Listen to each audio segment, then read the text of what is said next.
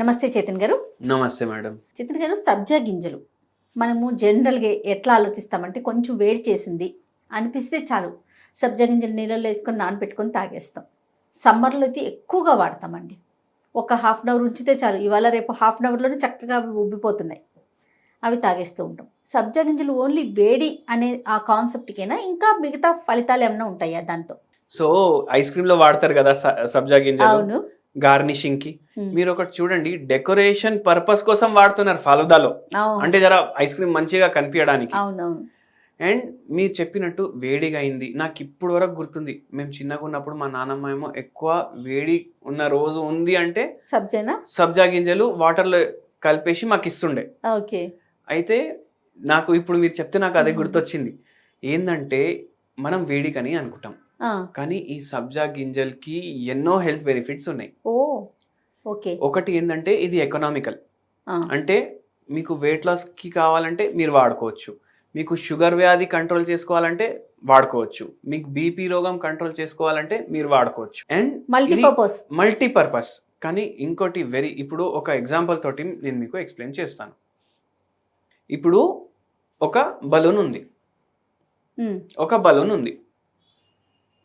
ఆ బలూన్లో మీరు గాలి నింపిండ్రు.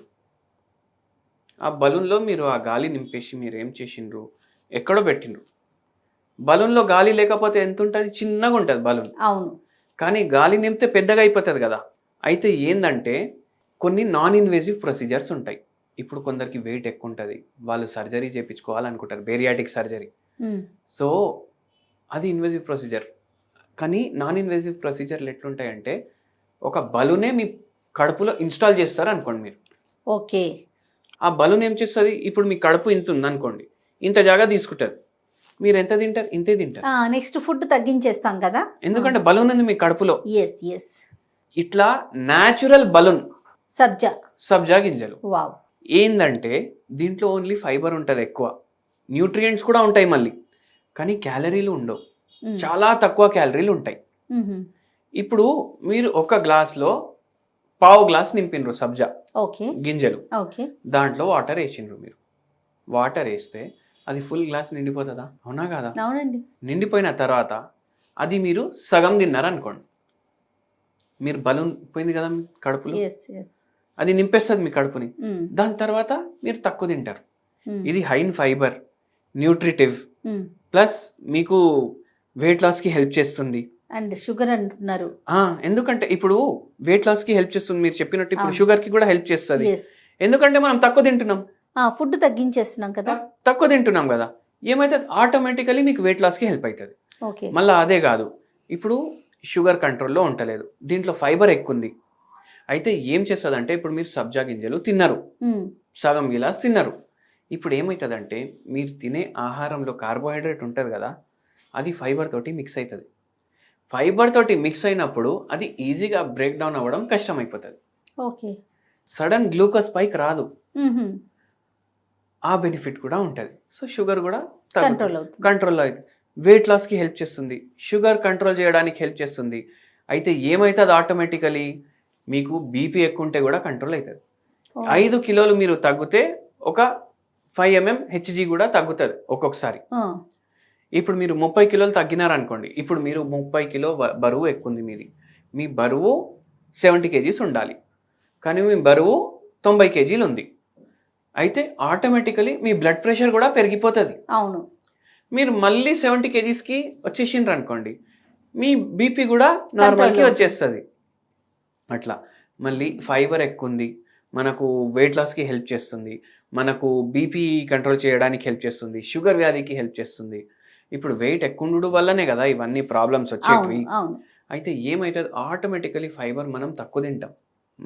ఇప్పుడు ఒక 10 మందిలో మనం అందరికి వీళ్ళకి జొన్న రొట్టె తినమని చెప్తే, అరే దాని టేస్ట్ బాగుండదండి, గోధుమ రొట్టె టేస్ట్ బాగుంటుంది అంటారు.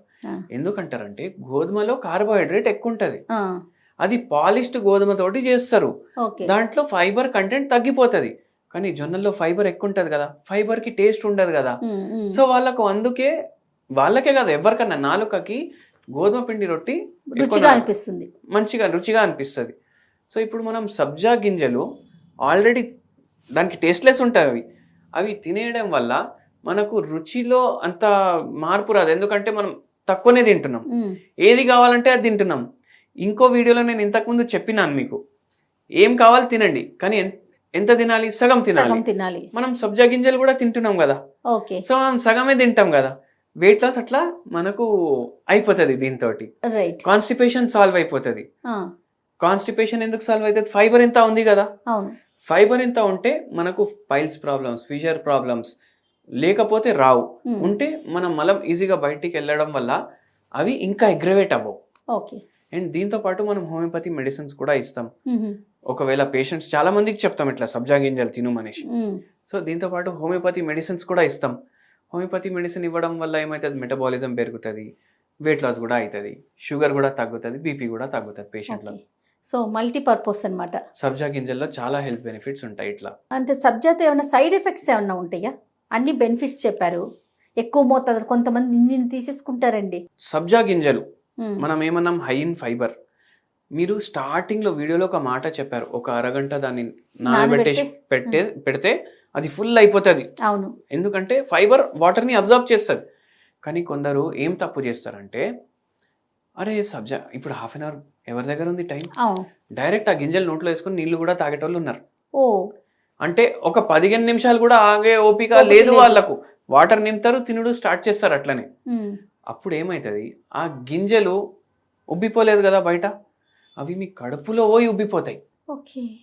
అయితే మీరు ఇంత తిన్నారు, అవి మీ కడుపులో పోయి ఉబ్బితే ఏమవుతుంది? కడుపు ఫుల్ అయిపోయినట్టు టైట్ అనిపిస్తుంది, కొందరికి ఛాతీలో నొప్పి అవుతుంది. అప్పుడు మ్మ్. ఆ తప్పు చేయకండి. మీరు మినిమం ఎంతసేపు నానబెట్టుకోవాలంటే? ఒక 15-20 మినిట్స్ మినిమం నానబెట్టుకోవాలి. మీకు అర్థమవుతుంది అది మొత్తం ఊబిందా లేదా అనేసి. సో అట్లా అయిన తర్వాతనే మీరు తీసుకోండి. ఓకే. ఇది చాలా ఇంపార్టెంట్ పాయింట్ ఈ సబ్జా గింజల్లో. ఆహా. ఇప్పుడు మీరు వెయిట్ లాస్కి వాడినా, షుగర్ వ్యాధికి వాడినా, ఏంటంటే మలబద్ధకంకి కూడా వాడినా, మీకు ఫిజికల్ యాక్టివిటీ లేకపోతే ఎస్, మీకు ఎట్లా వెయిట్ తగ్గుతుంది? ఎందుకంటే ఇప్పుడు క్యాలరీలు మీరు సగం చేసేస్తున్నారు, కానీ ఉన్న ఫ్యాట్ని బర్న్ చేయాలంటే మీకు ఏదో ఫిజికల్ యాక్టివిటీ ఉండాలి కదా. సో దానికోసం మినిమం బ్రిస్కో కన్నా ఒక 15 నిమిషాలు, హాఫ్ అన్ అవర్ తోటి స్టార్ట్ చేయండి. దాన్ని 45 మినిట్స్ 1 అవర్కి తీసుకోవండి 3 నెలల్లో. ఇప్పుడు నేను డైలీ 1 అవర్ వాకింగ్ చేయమని చెప్తాను, 2 రోజులు చేస్తాడు మనిషి, అరే కాలు నొప్పి అవుతుంది ఎవరు పోతాడు అని పడుకుంటాడు 3rd డే. లేకపోతే ఇప్పుడు ఇంకో బహానా కూడా వచ్చేసింది జనాలకు, ఏంది? వర్షాకాలం స్టార్ట్ అయింది, డైలీ 6:30కి లేవు, అరే చిట్కలు పడుతున్నాయి, వద్దు ఇవాళ రేపటి నుంచి పోదాం. ఆ రేపు మళ్ళీ నెక్స్ట్ ఇయర్ వర్షాకాలం అయిపోయిన తర్వాత వస్తుంది, ఎందుకంటే అప్పటికి ఇంకో 10 కిలోలు పెరిగిపోతాం మనం. సో మీరు ఇంత సబ్జా గింజలు తింటున్నారు, జీలకర్ర నీళ్లు తీసుకుంటున్నారు, లెమన్ వాటర్ తీసుకుంటున్నారు, ఎన్నో హోమ్ రెమెడీస్ చేస్తున్నారు, కానీ మీరు ఆ హోమ్ రెమెడీస్ చేసినాక దాని ఎఫెక్ట్ కూడా బాడీ మీద ఎప్పుడు ఉంటుంది? మెటబాలిజం ఫాస్ట్ అవ్వడానికే తీసుకుంటున్నాం.